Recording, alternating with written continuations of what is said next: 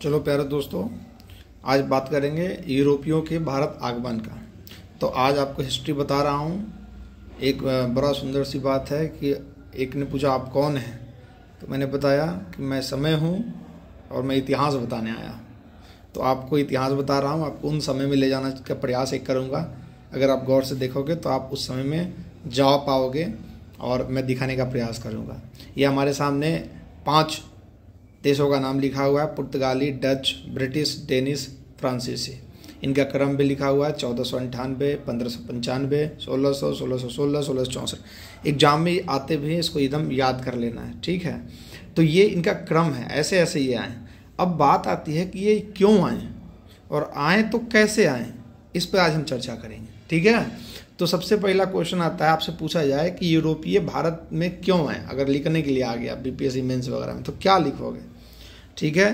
कैसे आए तो उसका भी तरीका बताऊंगा आज, ठीक है। तो ध्यान से इस क्लास को देखिए। यूरोपियों का भारत आगमन का कारण अगर पूछा जाए तो आप सीधे बताते हो सर व्यापार करने के लिए आए थे। अरे तो व्यापार के अलावा भी तो कोई बातें होती हैं। व्यापार ही सिर्फ थोड़ी था एक कारण कि व्यापार के लिए आए। व्यापार तो एक कारण था, इसके अलावा और कारण बताओ तो नहीं बता पाओगे, ठीक है। तो मैं बताता हूँ आपको यूरोपियों के भारत आगमन का कारण, ठीक है। चलो सबसे पहले एक छोटा सा हिस्ट्री जानो इसके पहले का। ये 1498 से पहले का हिस्ट्री है। जैसे ये भारत है, अभी पीछे मैं एक क्लास बना रहा था आपके लिए, लेकिन वीडियो रुक गया था बीच में, इसलिए फिर बनाया आपको मिल रहा है। ये भारत है मान लो। तो भारत से क्या 1498 से पहले यूरोप के साथ कोई सौदा नहीं होता था? बिल्कुल होता था। आप कुषाण वंश वगैरह पढ़े हैं तो उसमें देखा होगा कि भारत से सामान आदान प्रदान पूरा होता था। लेकिन फिर क्या होता है, एक समय आता है 1453। 1453 में क्या होता है, एक धर्म युद्ध होता है। अब ये धर्म युद्ध किसके बीच में होता है? मुसलमान वर्सेज जो ईसाई धर्म के लोग हैं। तो मुसलमानों और ईसाइयों के बीच में एक युद्ध हो जाता है, ये वाला इलाके में, यूरोप वगैरह जो है हमारा उस इलाके में। क्यों होता है? अपने वर्चस्व के लिए। तो मुसलमान उस युद्ध में जीत जाते हैं, ईसाई हार जाते हैं। मुसलमान क्या करता है, ऑटोमन साम्राज्य जो है उस पर क्या करता है, कैप्चर कर लेता है। ऑटोमन साम्राज्य की राजधानी कस्तुनतुनिया जो थी उसका रास्ता ब्लॉक कर देता है। मैप पे आप जाकर देखना, आपको दिखेगा। तो जैसे ही रास्ता ब्लॉक कर देता है, बोलता है इस हमारे साम्राज्य में एक भी ईसाई दिखने नहीं चाहिए, जो दिखेगा उसको मार देंगे। अब ईसाई इधर जा नहीं सकते हैं, तो इनका भारत के लिए व्यापार क्या हो गया, बंद हो गया, एक कारण। तो दैट्स वाई कि 1453 के बाद से भारत के लिए एक रास्ता, दूसरा रास्ता खोजने का बात चला कि कैसे पहुंचे भाई, भारत तो जाना है। अब भारत क्यों जाना है, इनको कैसे पता चला होगा कि भारत में इकोनॉमी रिच व्यक्त है, तो उसी को आज देखेंगे हम सब। ये कहानी समझ में आ गई आप लोगों को? फिर से एक बार यहाँ पॉज करिए, फिर पीछे जाइए और एक बार फिर से सुनिए इस कहानी को, और इसको नोट बनाना है, ठीक है। अब देखो, यूरोपीय जो थे वो भारत आने के कारण क्या था वो बता रहा हूँ। सबसे पहला कारण था कि भारत इकोनॉमिकली रिच था, सोने की चिड़िया थे। और ये बात किसने बताया था, तो ये भी तो पता होना चाहिए, किसी ने तो इनको बताया होगा कि भारत जाओ, भारत में व्यापार करो, भारत बहुत धनिक व्यक्ति है, धनी देश है, सॉरी, ठीक है। तो एक व्यक्ति है मार्को पोलो, याद रखिएगा। कौन है? Marco Polo. Marco Polo. अब मार्को पोलो जो व्यक्ति हैं, इन्होंने क्या किया था, पोलो,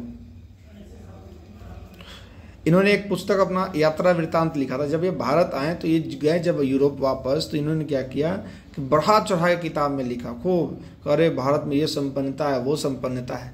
अब जैसे ही सबको पता चला कि इतना ज़्यादा धनिक है भारत, तो सबको लगा कि चलो भारत चलते, वहाँ से कमाएंगे और कमा के आएंगे। जैसे आज हमारे यहाँ हो रहा है विदेश जाने का, कि हम अमेरिका जाएंगे कमा के डॉलर में आएंगे, सऊदी जाएंगे कमा के आएंगे, क्योंकि उनके बारे में हमारे यहाँ कहानियाँ हैं। तो उसी तरह यूरोपियों के दिल में एक कहानियाँ थी कि भारत जाएंगे, भारत में व्यापार करेंगे। तो एक कारण ये था इसका कि मार्को पोलो ने अपना जो यात्रा वृत्तांत बताया उससे आकर्षित होकर यूरोपीय भारत आए। दूसरा ऐसा कारण क्या था, अब जैसे 1498 में पुर्तगाली पहला व्यक्ति वास्को डी गामा यहाँ आया, क्यों कैसे आया वो भी बताऊंगा अभी, ठीक है। तो उनको क्या लगा कि भाई ये तो बढ़िया है, भौगोलिक स्थिति इसकी, इसका जो जियोग्राफी है वो क्या है, बढ़िया है। कैसे बढ़िया है, तो 2 चीज़ें, एक तो यहाँ का क्लाइमेट यहाँ का हॉट वेदर है, जिससे क्या हो रहा है कि खेती बाड़ी बढ़िया होती है, अच्छी फसल उगती है ना। तो जब अच्छी फसल उपजेगी तो कच्चे माल यहाँ मिलेंगे। अब कच्चे माल मिलेंगे तो ये लोग यहाँ आएंगे कच्चे माल के लिए। तो एक कारण यूरोपियों के आने का ये भी था कि यहाँ कच्चे मालों की मतलब खेती बाड़ी की बढ़िया व्यवस्था थी। दूसरा कारण था ये 3 साइड से अगर ज्योग्राफी अपनी भारत के देखो तो 1 साइड, 2 साइड और तीसरा साइड, ये 3 साइड से क्या है, समुद्र से घिरा हुआ है। समुद्र से घिरा होने के कारण ये क्या करेगा, जब ये समुद्र से घिरा हुआ है तो इजी ट्रेड होगा, इसके लिए आएंगे कैसे भी। तो 3 साइड से क्या है, सी साइड है इनके, तो इसलिए यहाँ पर ट्रेड करना आसान था। अब स्थल से जाना, देखो यहाँ से अगर रास्ते रास्ते जाएंगे तो कितने लोग मिलेंगे, सबको टैक्स देना है, सबको टैक्स देना है। और समुद्र से आए, टक से पहुँच गए, टक से चले गए। समुद्र में जिसका उस समय उतना वो नहीं था कि हमको टैक्स देना है, ये देना है, समझ रहे बात को। तो ये चीज़ें थी। तो 3 साइड से ज्योग्राफी इसकी बढ़िया थी, दैट्स वाई कि यूरोपीय भारत में आए, ये भी इसका एक कारण था। तीसरा कारण क्या हो सकता है भाई, यहाँ मसाला बहुत ज़्यादा था, मसाला में रिच देश है। अब मसाला में रिच देश है, यूरोपीय देखो, यूरोपीय जितने भी ठंडे प्रदेश वाले हैं, सब ठंडे प्रदेश वाले हैं। इनके यहाँ खाने में क्या है, सब गोश्त खाते हैं, मतलब सब वेज नहीं नॉन वेज खाते हैं। अब नॉन वेज है, अगर मतलब मटन है, ये सब चीज़ें हैं, तो इसके लिए क्या चाहिए, इसको मसाला चाहिए। अब कच्चा खाना, उसकी जगह मसाला लगाया खाना कितना टेस्टी हो जाता है। तो ये मसाला क्या करता है, फूड को टेस्टी बनाता है।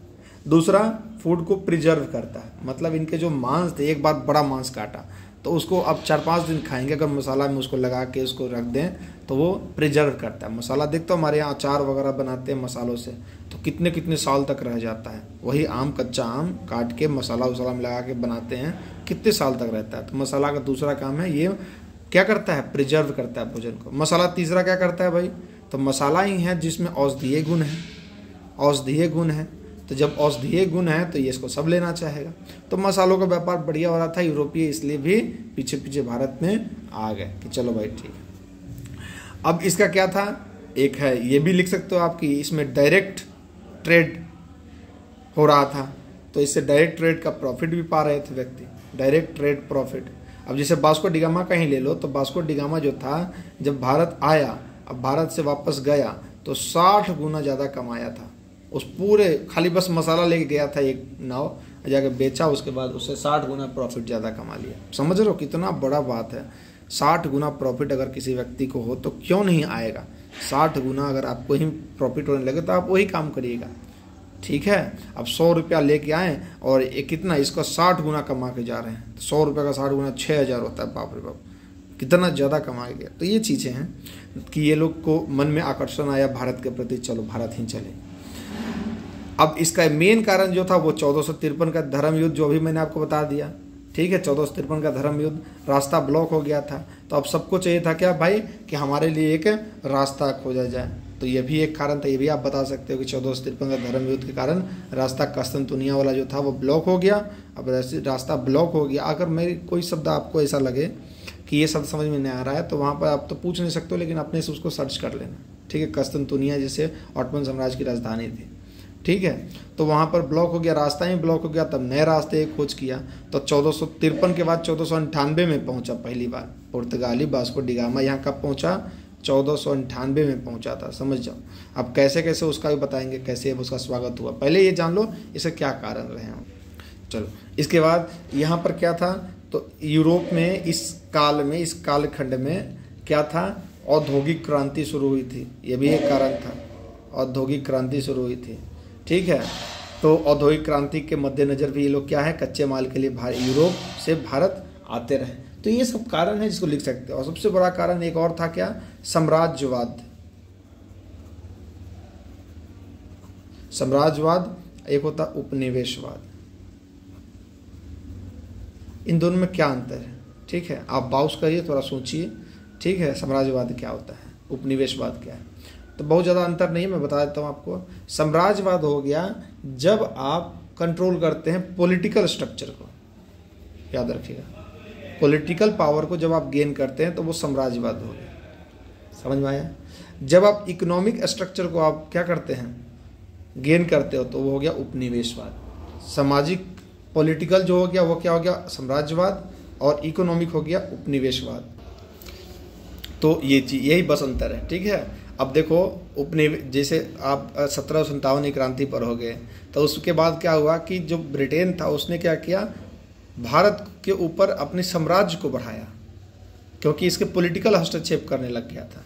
आज जैसी साम्राज्यवाद बढ़ेगा तो ऑब्वियसली ये क्या बन जाएगा, उपनिवेशवाद बढ़ जाएगा, क्योंकि जिसकी सत्ता उसी का यहाँ पर क्या चलेगा, इकोनॉमिक पावर चलेगा। तो ये अंतर है, ठीक है। चलिए, तो इस क्रम में सबसे पहला व्यक्ति कौन है, पुर्तगाली। अब पुर्तगालियों के बारे में समझेंगे हम, कैसे पुर्तगाली यहाँ पर पहुँचे। तो ये देखो, ये है यहाँ मान लीजिए पुर्तगाल है, ठीक है, ये है अफ्रीका, ठीक है। अब पुर्तगाली में एक सबसे पहला व्यक्ति है, याद रखना, सबसे पहला व्यक्ति है वो है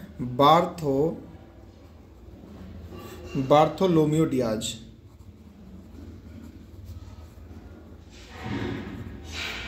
ये एक व्यक्ति है बार्थोलोम्यू डियाज। समय याद रखना 1486। सबसे पहला पुर्तगाली था, यहाँ से चला और चलते चलते चलते चलते इस जगह पे पहुंचा। जैसे यहाँ पहुंचा तो यहाँ भारी तूफान उठ रहा था। अगर आप ज्योग्राफी पढ़े होंगे तो कर्क रेखा और मकर रेखा के बारे में पढ़े होंगे, ठीक है। तो उसी के बाद आपने पढ़ा होगा अश्वाक्षांश, इस तरह की चीज़ है। रोअर 40 नहीं पढ़े तो आगे मैं कभी लेक्चर लेकर बताऊंगा आपको। तो इस जगह पे क्या था, इसका नाम है, इन्होंने नाम दिया था, बार्थोलोम्यू डियाज जो व्यक्ति हैं, इसको नाम दिया था केप ऑफ गुड होप, इसका नाम है, ठीक है, केप ऑफ गुड होप, या फिर इसी को बोला तूफानी अंतरिक्ष। इतना तूफान तेज था कि ये आगे नहीं बढ़ सके, तो उन्होंने क्या किया, एक मार्ग बनाया अपना, आइए वापस लौट आए। ये आए और बताए यहाँ पुर्तगालियों को, भाई वहाँ तक गए थे ईसाई साहब, वहाँ पर बहुत तूफान उठता है, उससे आगे जाना बड़ी मुश्किल काम है, ठीक है। तो शुरुआत में इसका नाम क्या था, स्ट्रोम, केप ऑफ स्ट्रोम या तूफानी अंतरिक्ष। लेकिन बाद में ये जगह कहलाया केप ऑफ गुड होप। क्यों, समझाते हैं। गुड होप इसलिए बोलते हैं क्योंकि यहाँ से सारी दुनिया का रास्ता खुलता है। इधर चले जाओ तो इंडिया चले जाओगे, इधर चले जाओगे तो ऑस्ट्रेलिया चले जाओगे, इधर चले जाओगे तो साउथ अमेरिका चले जाओगे, इधर चले गए तो नॉर्थ अमेरिका चले गए, ब्रिटेन जा ही रहे हो, ये एशिया जा ही रहे हो, यूरोप जा ही रहे हो, ठीक है। तो इसलिए इसका बाद में चल के नाम हो गया केप ऑफ गुड होप।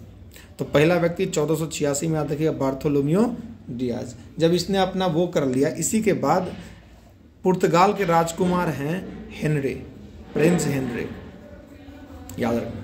इन्होंने एक आविष्कार किया कंपास का। कंपास का आविष्कार किसने किया, प्रिंस हेनरी ने।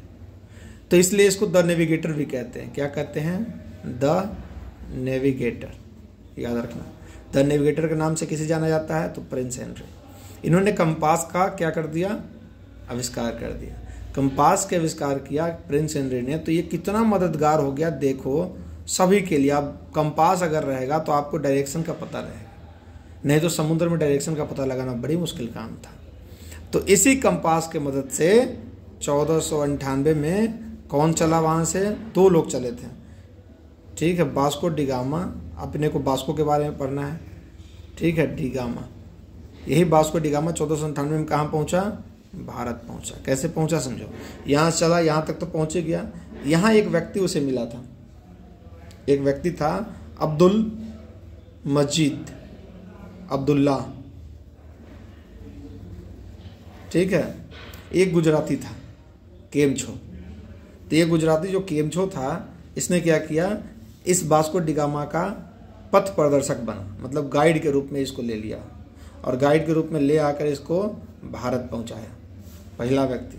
अब वास्को डी गामा को ले जाकर कहाँ पहुंचाया इसने, भारत। इसने भारत का रास्ता बताया कि यहाँ तक आएंगे तो इधर चलना है, तो इसके साथ हो ली है। तो ये भी कई बार आता है गाइड के रूप में। कौन था, तो अब्दुल मजीद या अब्दुल्ला, ठीक है। कहाँ पहुंचा सबसे पहली बार, तो ये पहुंचे थे, यहाँ देखते हैं, कालीकट, केरला में पड़ता है। कालीकट के बंदरगाह पे पहुंचे थे, जहाँ इसका स्वागत कौन किया था, राजा जमोरीन। सब पढ़ा हुआ है आप लोगों का, राजा जमोरीन। जमोरीन जो है एक राजा, वहाँ के राजा को जमोरीन बोलते हैं, नाम नहीं है ये। वहाँ के केरल के राजा को क्या बोलते हैं, जमोरीन बोलते हैं, ठीक है। तो इन्होंने इसका क्या किया, स्वागत किया। अब लेकिन अब ये आया तो था व्यापार करने के लिए, और भारत में पहले से, अगर ये भारत है हमारा, तो इधर अरब सागर है। तो ये जो अरबी लोग इधर थे, इन्होंने क्या किया, इसका विरोध किया। इसका अरबियों ने क्या किया, विरोध किया, जिसके फलस्वरूप इनको वापस जाना पड़ा। ठीक है, इनको वापस जाना। इवन यहाँ पर इसकी कुटाई भी किए हैं। अरबियों ने वास्को डी गामा को बहुत पीटा भी है, लेकिन ये था ठेठ जिद्दी, कहा कि नहीं हम तो ले ही के जाएंगे मसाला। तो मसाला लेके गया तो कितना कमाया, 60 गुना कमा के गया यहाँ से, 60 टाइम्स। याद रखिएगा, ये सब जो मैं बोल रहा हूँ शॉर्ट में मैं लिखवा रहा हूँ, लेकिन आप पूरा नोट बनाइएगा इसका। 60 टाइम ज़्यादा पैसा कमा के ये यहाँ से गया। अब जैसे वास्को डी गामा वापस गया 60 टाइम कमा कर, तो इसने जाकर वहाँ बताया राजा को, ठीक है, कि भाई ऐसा ऐसा है और भारत में ऐसा ऐसा चीज़ है और इतना हमको मुनाफा हुआ है। अब मुनाफा हुआ तो इतनी कहानी सुनकर लोगों ने क्या किया, वहाँ के राजा ने दूसरा दल भेजा, एक सेकेंड दल आएंगे यहाँ भारत, जिसका नेतृत्व कौन किया, इसे कमांडर कौन था, कमांडर थे इसके, याद रखिएगा, पेड्रो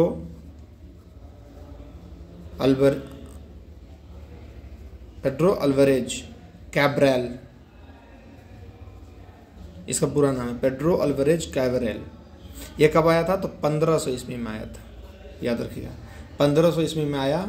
ये 13 जहाज़ों का एक झुंड लेके आया था। कितने थे, 13 जहाज़ों के साथ आया था। अच्छा, कई बार क्वेश्चन आता है कि वास्को डी गामा कौन से जहाज़ से आया था, तो उसका नाम था गैब्रियल, ठीक है, जहाज़ का नाम क्या था, गैब्रियल, याद रखिएगा, कहीं लिख लीजिएगा आप लोग।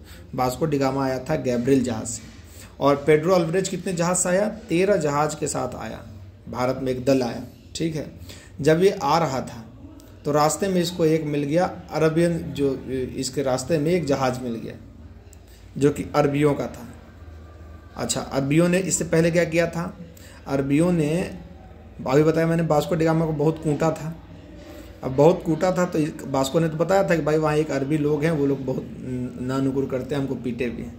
तो जब 13 जहाज़ आ रहा था तो एक अरबी जहाज़ भी था, रास्ते में अकेला मिल गया। तो इसने क्या किया, पेड्रो अल्वारेज कैब्रल ने, कि उस जहाज़ को कैप्चर कर लिया, वहाँ उसके जहाज़ पर धावा बोला और जहाज़ को अपने साथ ले लिया। अब 14 जहाज़ एक साथ कहाँ पहुँचा, कालीकट। अब राजा जैसे वहाँ पहुँचा तो राजा देखा, बाप रे बाप क्या आ रहा है, 14 वो जहाज़ आ रहा है। तो इसने बड़ी चालाकी से पेड्रो अल्वारेज ने क्या किया, वो जो जहाज़ जो लूटा था वो जहाज़ राजा को गिफ्ट कर दिया। राजा खुश कि अरे वाह, एक जहाज़ हमको दे दिया, इतना बड़ा है ना। तो जमोरिन बहुत खुश हुआ। इसके बाद ये क्या हुआ, वहाँ पर अपना पहुँचा और इसने अपना शुरू किया वहाँ व्यापार व्यापार जो भी है, ठीक है। अब क्वेश्चन आता है, फैक्ट्री खुली, तो फैक्ट्री कब कब खुला है, ध्यान रखिएगा। अब यहाँ पर आएगा तो क्या काम करेगा, फैक्ट्री खोलेगा। अच्छा, उस समय का फैक्ट्री मतलब इतना बड़ा फैक्ट्री नहीं, स्टोर हाउस एक तरह समझ लो, गोदाम खोला कि सगरों सामान ला के वहाँ रख देते थे, उसके बाद वो वहाँ से ले जाते थे। तो 3 याद रखिएगा शुरू के, 1503, 1505 और 1510। ये खोला था कोचीन में, CCG याद रखिएगा, कोचीन। उसके बाद ये कन्नूर और उसके बाद गोवा, याद रखिएगा। अब आते हैं आगे। अच्छा, ये भी क्वेश्चन आता है, वास्को कितनी बार आया, भारत वास्को कितनी बार आया, तो 3 बार आया, याद रखिएगा। ये क्वेश्चन अगर आए तो वास्को भारत कितनी बार आया, 3 बार आया है। सबसे पहले 1498 में आया, एक जो सबको पता है। दूसरी बार वो फिर आया 1502 में। तीसरी बार आया 1524 में। 1524 में जब आया तो यहीं इसकी मृत्यु हो जाती है। इसके बाद गोवा में इसका क्या बनता है, मकबरा है। तो कई बार क्वेश्चन आता है वास्को डी गामा का मकबरा कहाँ है, तो 1524 में मरा था, गोवा में इसके मकबरा बना दिया गया था। ठीक है जी, क्लियर है यहाँ तक? अगर यहाँ तक क्लियर है तो अब कल की क्लास में हम देखेंगे, अगली क्लास में आपको हम बताएंगे पुर्तगालियों के जो अगले वायसराय वगैरह जो हैं कैसे आए हैं। उसके बाद डच।